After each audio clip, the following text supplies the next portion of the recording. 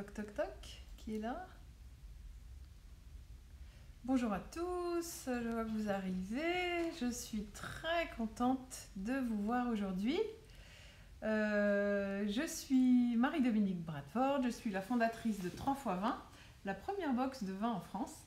Et tous les mois, nous livrons à nos abonnés des petites merveilles dans des box qui arrivent directement chez vous. Et pour faire ça, il faut évidemment passer beaucoup de temps sur le terrain, directement chez les viticulteurs pour dénicher ces fameuses pépites qui arrivent ensuite chez nos abonnés. Alors, en ces temps hivernaux, on commence à faire bien froid.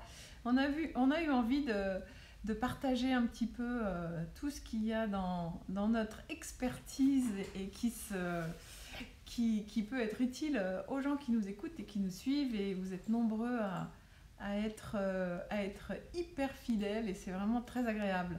En tout cas, aujourd'hui, pour ce premier live food pairing, accord mets et vin, on va parler de raclette. Alors, on a un petit rendez-vous tous les mercredis du mois de décembre pour vous parler d'accords mets et vin.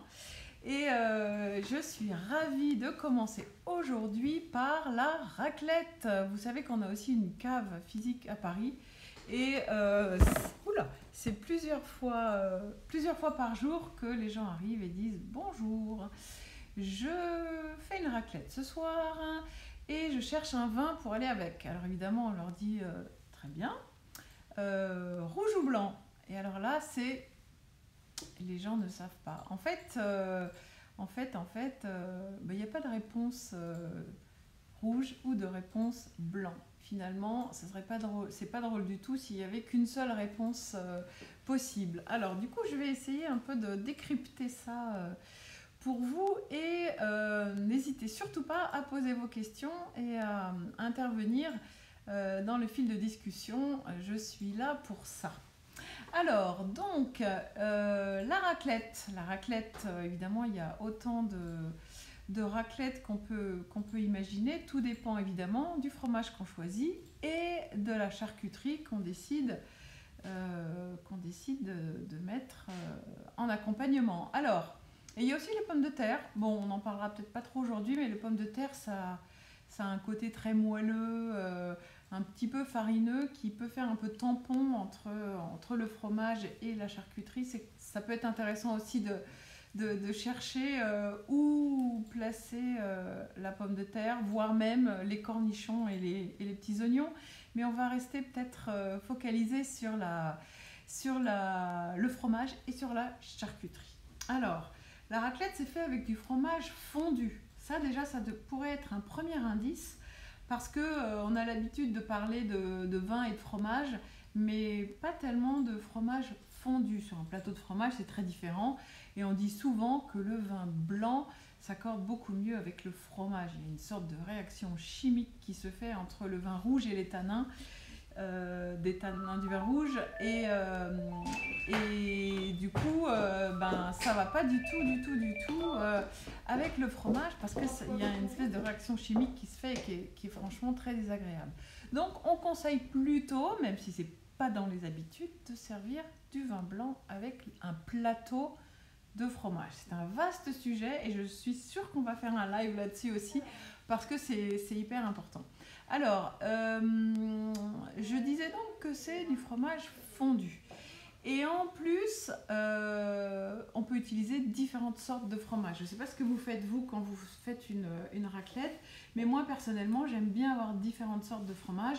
Et en général, je ne prends pas la raclette fade du supermarché, mais je prends plutôt une bonne raclette, parce que c'est le nom du fromage lui-même, hein.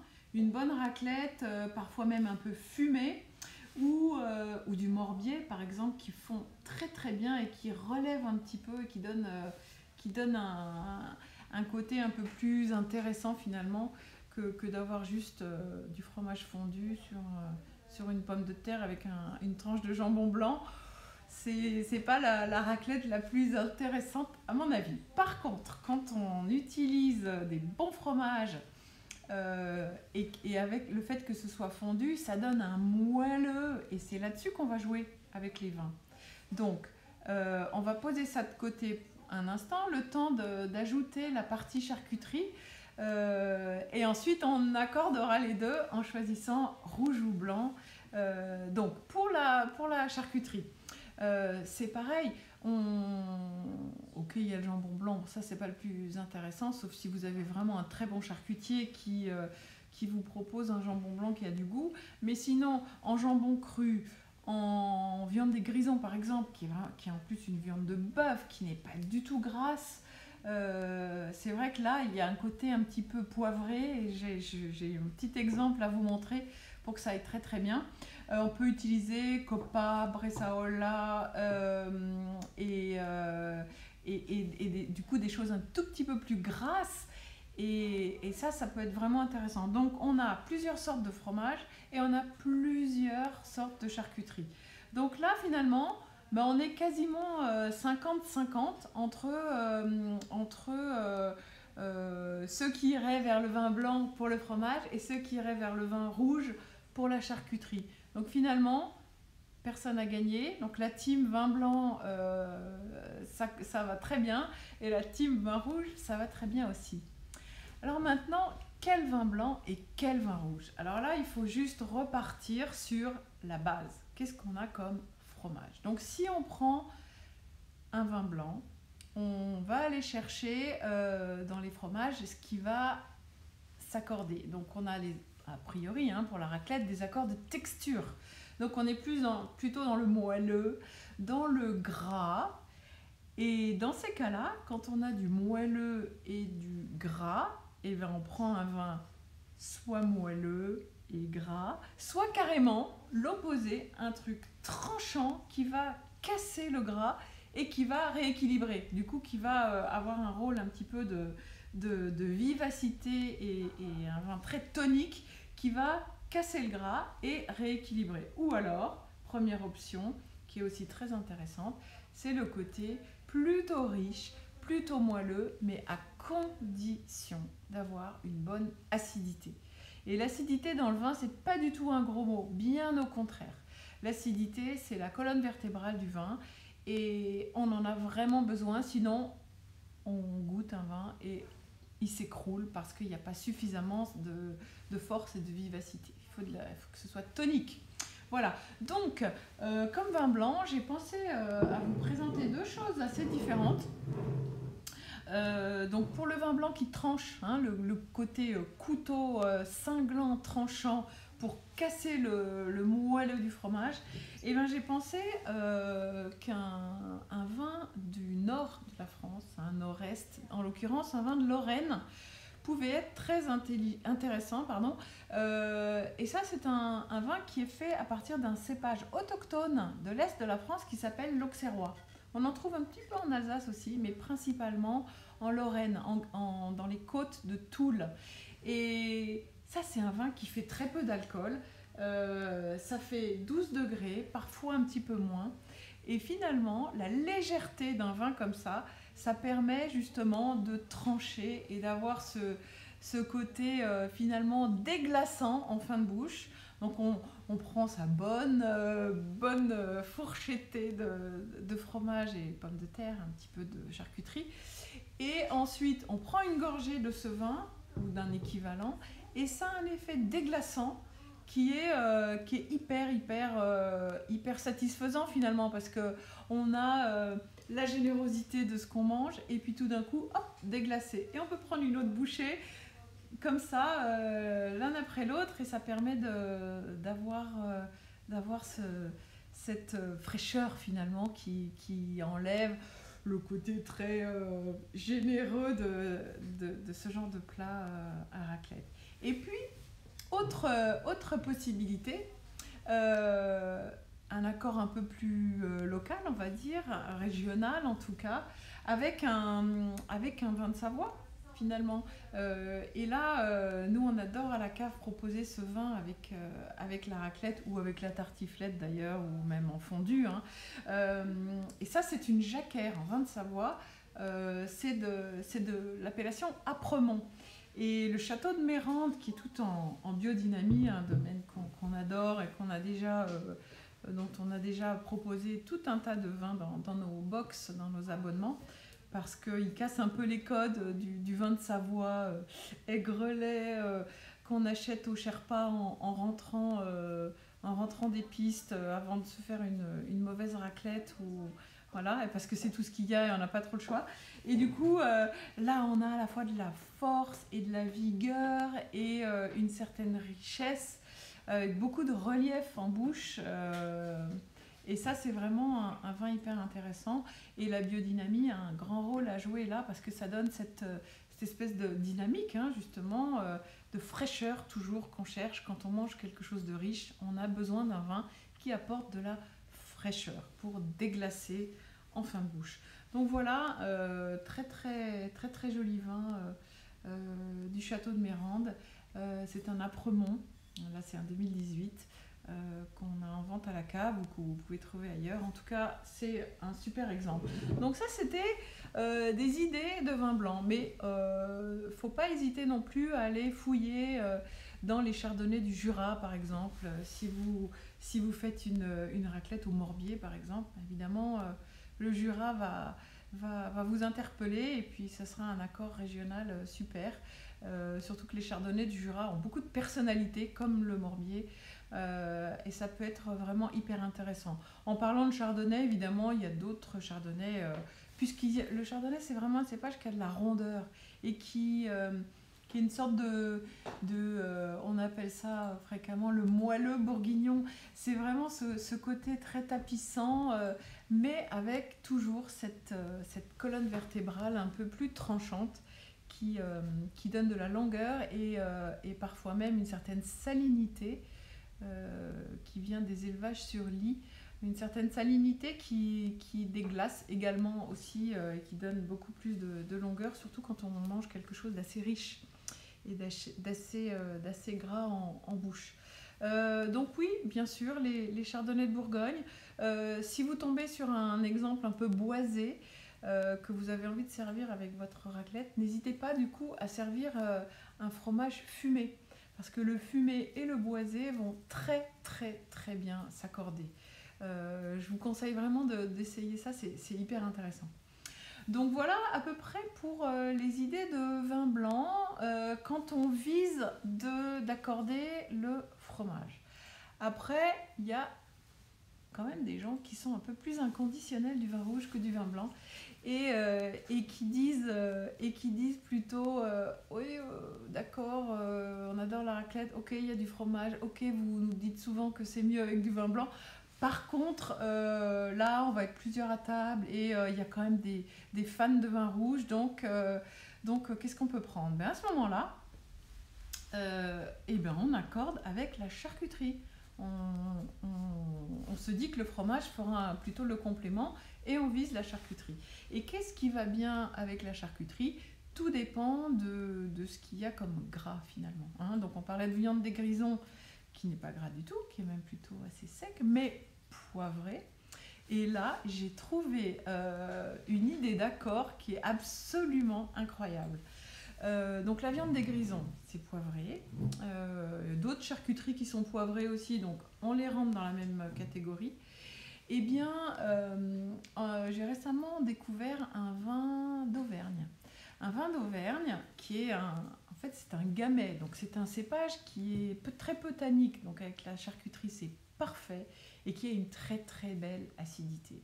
Mais en plus d'être un gamay peu tannique et avec une belle acidité, donc là on arrive à retrouver les critères utiles pour le fromage, il y a également un autre point très important, c'est que en Auvergne, il y a des volcans. Et les volcans ont déposé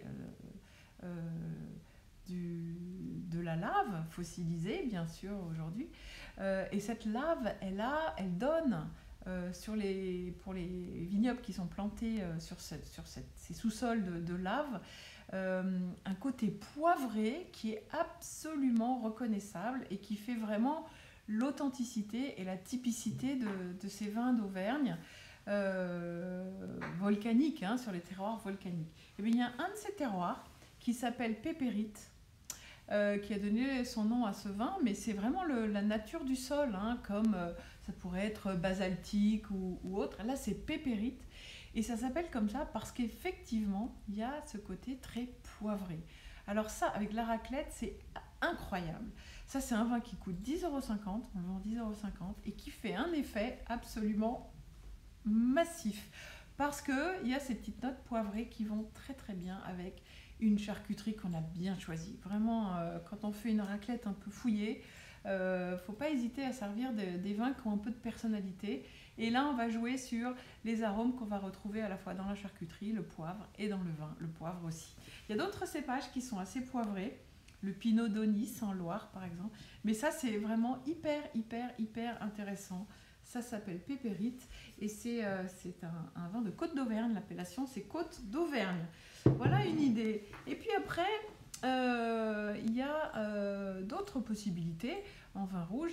Le seul critère, à mon avis, qui est le plus intéressant, le plus important à retenir, c'est que ce ne soit pas un vin trop riche, ni trop lourd, ni trop élevé en alcool, ni trop boisé. Parce que finalement, il faut quand même respecter le côté fromage et que le goût de la charcuterie, qui est quand même assez raffiné, puisse ressortir à travers le vin. Donc une autre proposition que je trouve très intéressante, c'est un vin de Loire, un Saumur Champigny par exemple. Ici, on est chez Jean-Noël Millon, dont j'aime beaucoup le travail. Il fait un travail très généreux et on ressent bien ça dans ses vins. Son domaine s'appelle la Source du Ruau. Et c'est vraiment magnifique, ça fait 12,5 d'alcool, donc c'est pas très fort. Et là c'est un millésime 2017. Et les Saumur Champigny, c'est donc du Cabernet Franc et c'est vinifié toujours de manière assez souple. Donc on ne va pas retenir dans ce type de Saumur Champigny, il y en a des bien plus structurés que ça, mais en général les Saumur Champigny sont souples. Ils ont un côté très délié. Mais avec toujours cette bonne acidité qui est typique des vins de Loire. Donc avec notre charcuterie, ça va être vraiment parfait. Et comme c'est pas très tannique, parce que c'est pas trop vinifié, pas trop extrait, hein, en macération plutôt courte, plutôt en infusion, et bien ça va être tout rond et tout agréable avec le fromage qui est tout rond et tout agréable aussi. Voilà différentes possibilités. Mais franchement, si vous retenez que en vin blanc, il faut un vin qui soit plutôt vif, mais avec quand même un petit peu de gras autour pour aller avec le fromage qui est quand même gras. Et puis en rouge, des vins qui soient pas tanniques, pas boisés, et plutôt avec une bonne fraîcheur, une bonne acidité. Et vinifié de manière souple pour aller bien avec la charcuterie. Voilà des petits exemples. Finalement, ça représente beaucoup de possibilités. Hein. Là, je vous en ai montré 2 et 2, mais il y en a finalement beaucoup plus que ça. N'hésitez pas à expérimenter et surtout à utiliser des fromages et des charcuteries qui ont du goût. Finalement, vous allez faire l'effort de trouver un vin intéressant qui sort un peu de l'ordinaire peut-être. Ben, faites pareil aussi pour la partie solide, on va dire, en utilisant des très bons produits. Voilà, donc j'espère que ça vous a intéressé. N'hésitez pas à poser des questions, même après, hein, je regarderai pour pouvoir répondre à vos questions. Et puis, je voulais vous dire en conclusion que on va continuer à faire ces petits lives, les lives du mercredi. On s'est dit que c'était une bonne journée pour faire ça. Donc, live du mercredi. Mercredi prochain, ce sera foie gras. Qu'est-ce qu'on sert comme vin avec le foie gras, hein? Est-ce qu'on sert que du sauterne? Maybe, peut-être pas, on verra. Je vous raconterai tout ça. Et puis, le mercredi suivant, avec les huîtres, on va s'approcher de Noël. À tous les coups, vous allez sortir les grands classiques pour vos réveillons et vos repas de fête. Donc c'est toujours un petit peu la question, qu'est-ce qu'on choisit? Est-ce qu'on choisit des choses un peu classiques ou est-ce qu'on peut sortir un petit peu des sentiers battus? Vous me connaissez, vous savez que je suis assez fan d'essayer des choses à condition qu'elles soient percutantes. Donc voilà, on va continuer comme ça. Donc rendez-vous mercredi prochain. Ce sera sur Facebook mercredi prochain, le mercredi d'après sur Instagram. Et voilà, donc je suis Marie-Dominique Bradford, pour ceux qui ne me connaissent pas encore, et je suis la fondatrice de 3x20, la première box de vin en France. Super cadeau de Noël, au passage. Offrir une box de vin à quelqu'un qui s'intéresse au vin et qui va recevoir une fois par mois des nouvelles découvertes avec un livret qui explique tout ça, c'est quand même la meilleure idée cadeau pour les amateurs de vin et même pour ceux qui commencent à s'intéresser parce que justement on vous guide tout au long de votre abonnement pour progresser et pour vous faire découvrir des choses qu'en général on ne peut pas trop trouver soi-même. Voilà, eh bien je vous souhaite une bonne soirée et à mercredi prochain sur Facebook cette fois. Bonsoir. Donc tu vois, ça fait comme ça. Tac, donc j'ai appuyé sur terminer.